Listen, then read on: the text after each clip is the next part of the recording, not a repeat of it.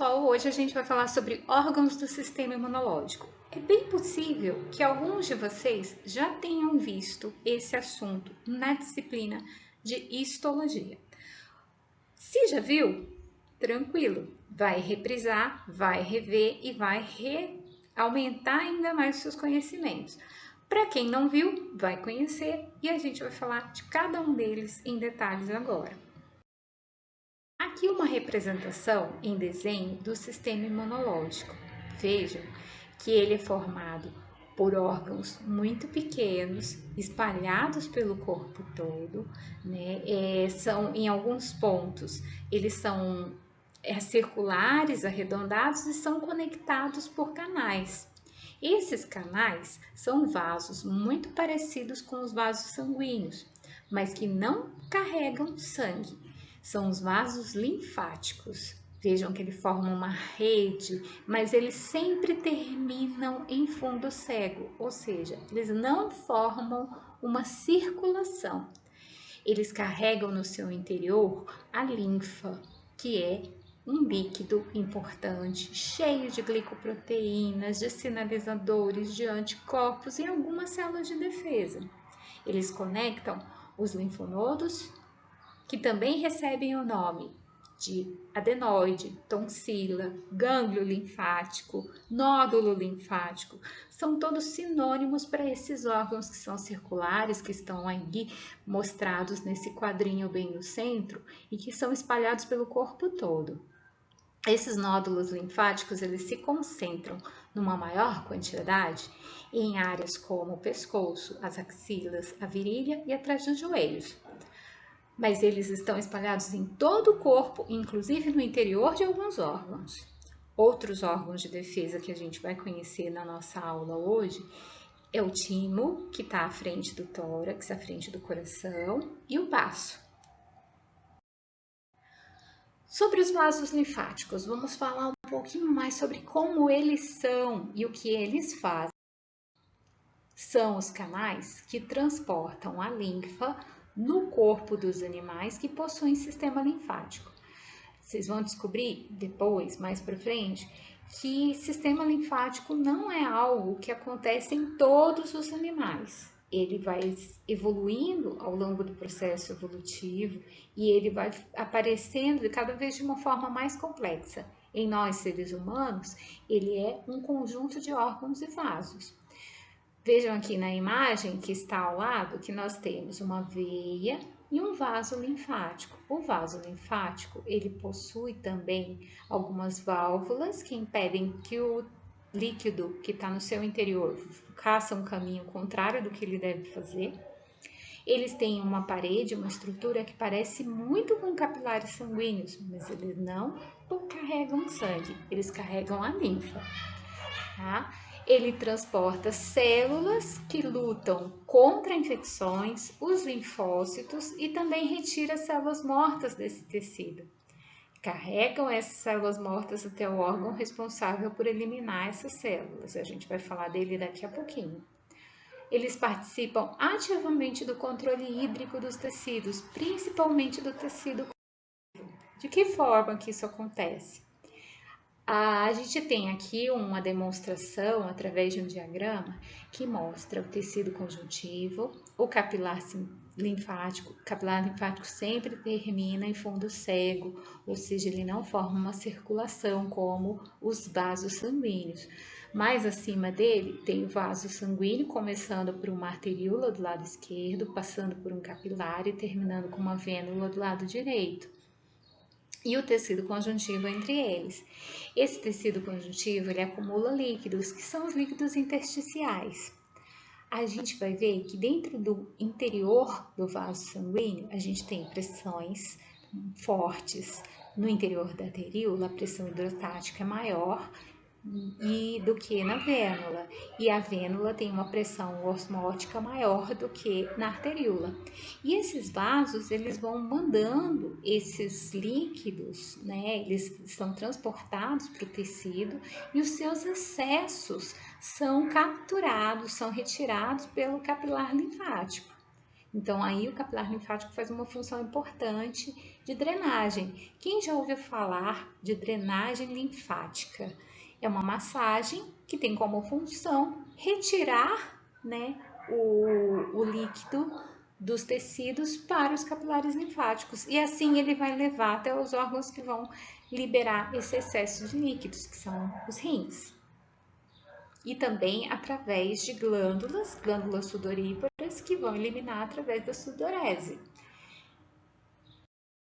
Falar sobre os linfonodos. Linfonodos tem vários sinônimos para linfonodo na literatura. Vocês vão encontrar nódulos linfáticos, gânglios linfáticos, uma série de nomes que sempre remetem ao mesmo órgão, que são os linfonodos. Quando a gente fala em amígdala, por exemplo, é um tipo de linfonodo que recebeu um nome específico, mas não quer dizer que não seja, tem uma estrutura diferente ou que tem uma função diferente. Tem a mesma função, mas recebe um nome diferenciado pela posição em que está. Vejam que nessa imagem aparece o termo nódulo linfático, né?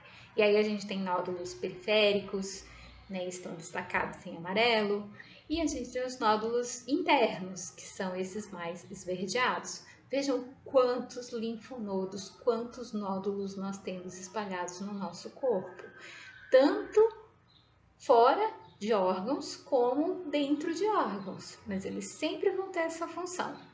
Eles funcionam como portos, né? Portos de recebimento e de distribuição de células de defesa. Algumas pessoas colocam nomes específicos para esses nódulos linfáticos conforme a sua posição, conforme o local em que ele está. O importante é a gente saber que eles existem, não precisa guardar cada um desses nomes, não.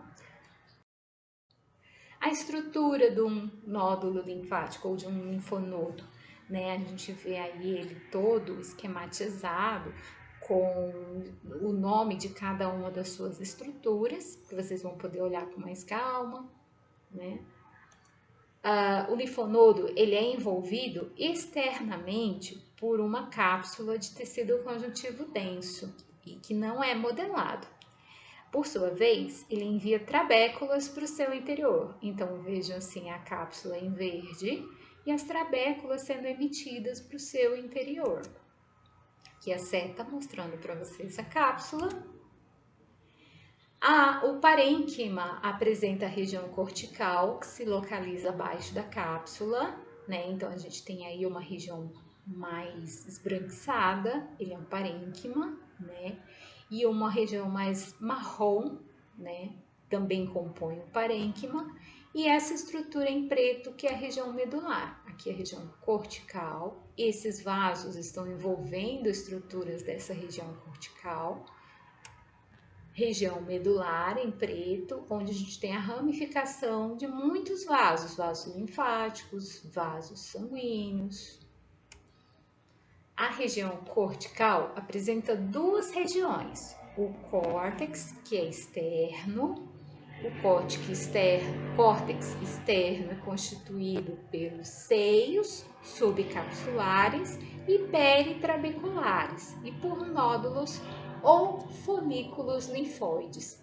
São essas estruturas arredondadas, eles são ricos em linfócitos B. Aqui os seios subcapsulares, que ficam abaixo dessas estruturas arredondadas. Aqui os seios subcapsulares e peritrabeculares. Vejam aqui, é uma região clara aqui depois dessa região verde, que é a cápsula, essa região mais abaixo. São espaços irregulares delimitados de modo incompleto por células endoteliais, células reticulares com fibras reticulares e macrófagos, localizados abaixo da cápsula e ao longo das trabéculas do tecido conjuntivo, derivados da cápsula que entra no córtex, respectivamente. A gente vai ver esses espaços subcapsulares e peritrabeculares como uma região mais clara logo abaixo da cápsula. A região cortical profunda ou paracortical não apresenta nódulos linfóides. Vejam aqui essa região mais marrom do esquema. e nela predomina linfócitos T. Quem ainda não sabe as funções das células do sistema imunológico, existe uma aula só para explicar função de linfócito T, função de linfócito B, função de cada uma das células que compõem o sistema imunológico. A região medular ela é constituída pelos cordões e seios medulares. Os seios medulares são espaços revestidos por células endoteliais e cordões medulares, formados principalmente pelos linfócitos B, macrófagos e plasmócitos, circundando os seios medulares. Aqui a seta indica o que são os seios medulares, são os espaços claros que vão aparecer na região mais interna do órgão.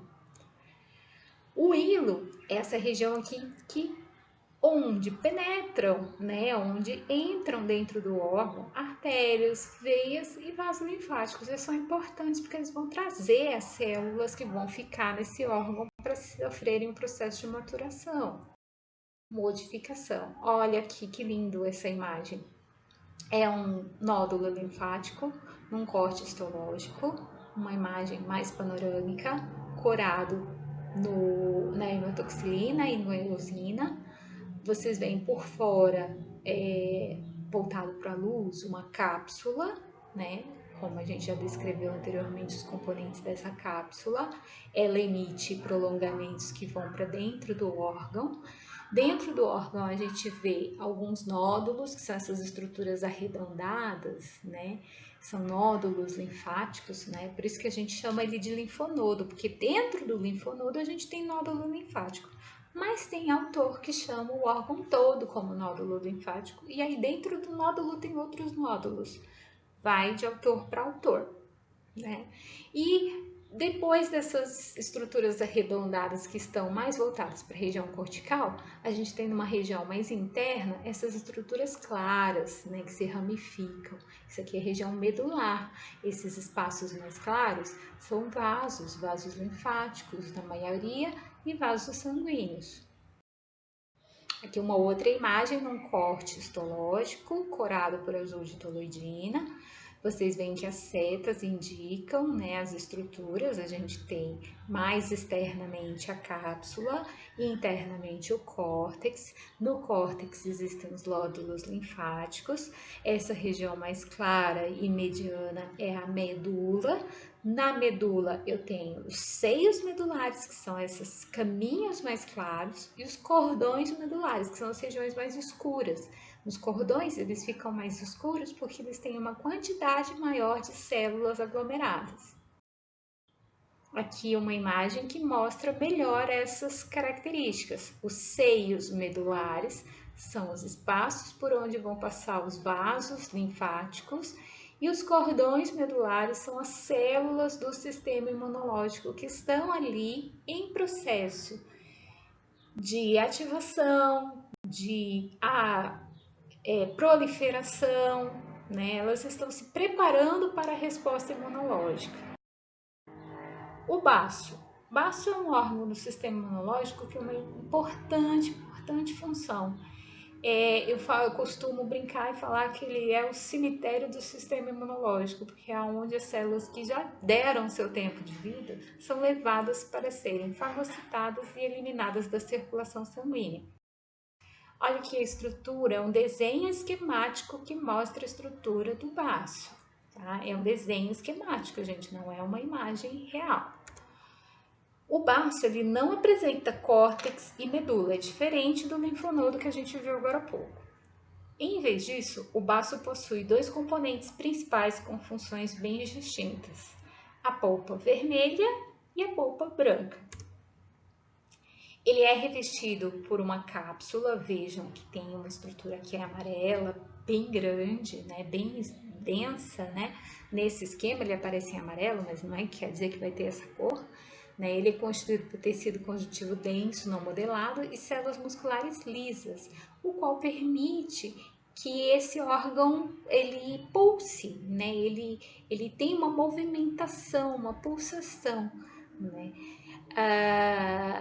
O qual emite trabéculas, ou seja, ele faz como o linfonodo, ele manda as trabéculas para o seu interior, né?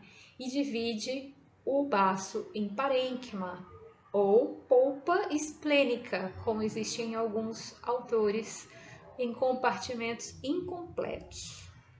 Vejam aqui a cápsula e aqui a trabécula.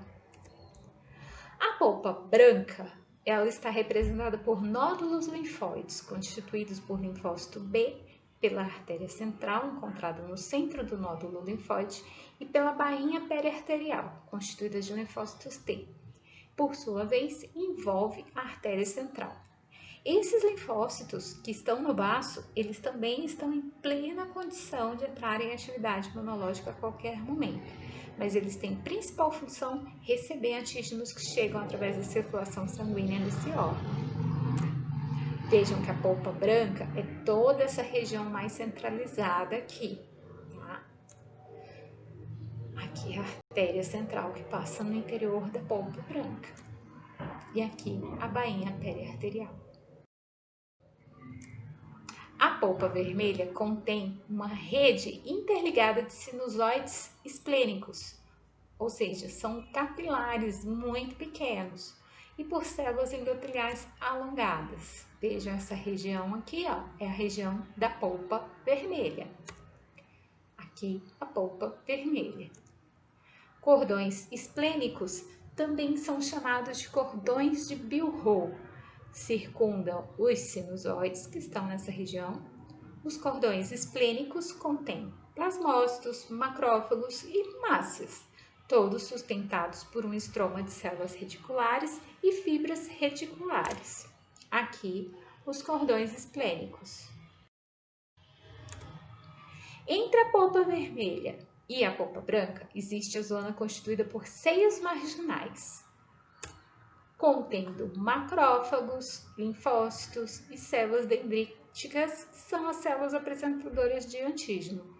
Para quem não sabe a função das células, não se preocupe, a gente tem uma outra aula que está na plataforma e que também explica sobre as células do sistema imunológico. Aqui a imagem do corte histológico do baço corado pelo HE, pela hematoxilina eosina. Vejam que a cápsula é uma estrutura densa, avermelhada, bem espessa. Ela emite trabéculas que vão para o interior do órgão. A polpa branca, ela apresenta uma série de células, um aglomerado de células, por isso ela é chamada de polpa branca, porque ela tem mais células do que a polpa vermelha, que tem mais sangue, ok? Aqui uma outra imagem que mostra uma trabécula, essa coloração é de azul de toluidina, um corte histológico também. Nós temos uma artéria circundada aqui na imagem, um nódulo, né, que é um aglomerado de células da polpa branca, e a polpa vermelha, que é caracterizada por possuir muito sangue. Essa imagem é uma microscopia eletrônica de varredura, que mostra como que é a característica do sinusoide, que é um capilar sanguíneo, que possui muitas aberturas na sua parede, esses vários buraquinhos que tem na parede, né?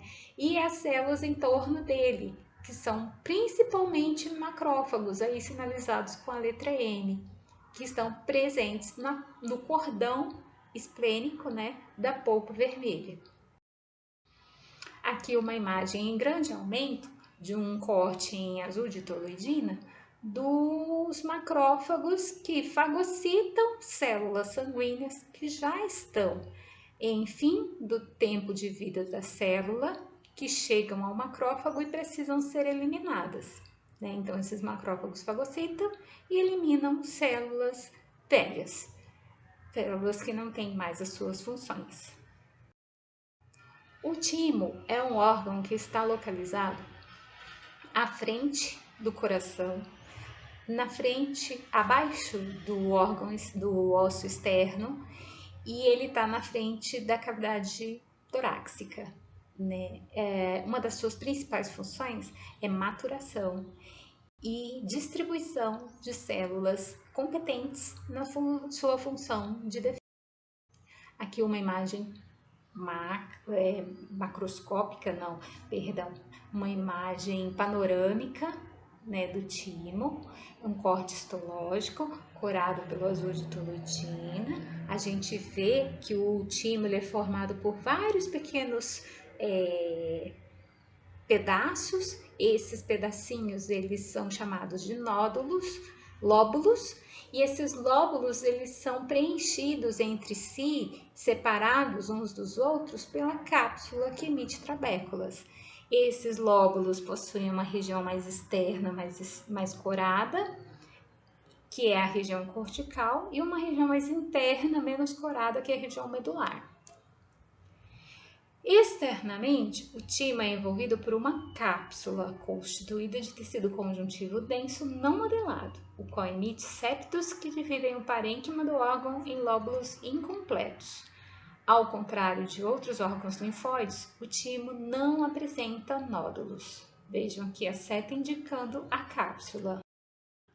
Aqui outra imagem que você vê a cápsula e as trabéculas separando em lóbulos incompletos. Incompletos por quê? Porque ele vem até aqui no meio e ele não fecha. A região mais externa é o córtex, a região mais interna é a medula, mais clara. Nessa região interna também vão ser encontradas estruturas como corpúsculos de Hassall. Os corpúsculos de Hassall são células que são envolvidas por células dendríticas e elas ficam ali depois que elas perderam a sua função.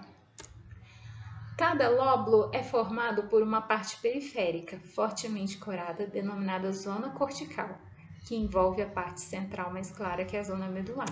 Vejam aqui a seta mostrando a região cortical e aqui a seta indicando a região medular.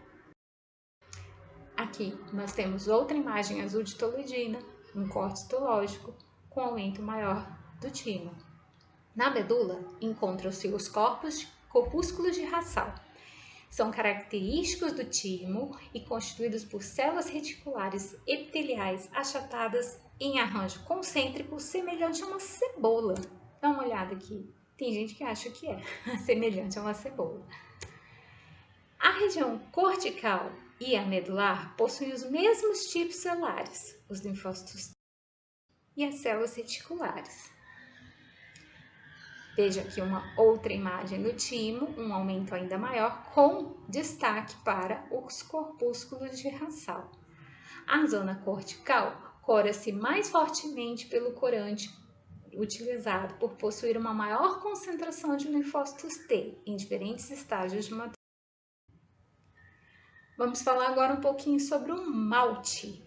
O malte é um termo que não conseguimos traduzir ele para o português e ficar com um nome interessante. Então ele tem uma abreviação que vem do inglês, que é mucosa associated lymphatic tissue, ou seja, tecido linfático associado à mucosa. Ou seja, é aquele nódulo linfóide, é aquele linfonodo que fica na parede dos órgãos, que tem função de defesa. O tecido linfóide associado à mucosa, o malte, é um sistema difuso de pequenas concentrações de tecido linfóide encontrado em várias partes do organismo, como o trato gastrointestinal, a tireoide, seios, reto, glândula salivar, olho e pele. Aqui uma imagem, um desenho, né, de um corte histológico em que mostra vários maltes, ou seja, cada bolinha azul dessa próxima da luz do órgão, ela é um malte. Isso aí é um corte histológico de um intestino delgado.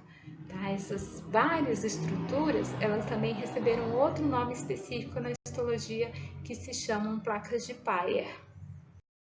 Aqui uma imagem do malte no pulmão. É um corte histológico do pulmão, corado pelo azul de toluidina, e esse malte está próximo da abertura de um epitélio bronquial.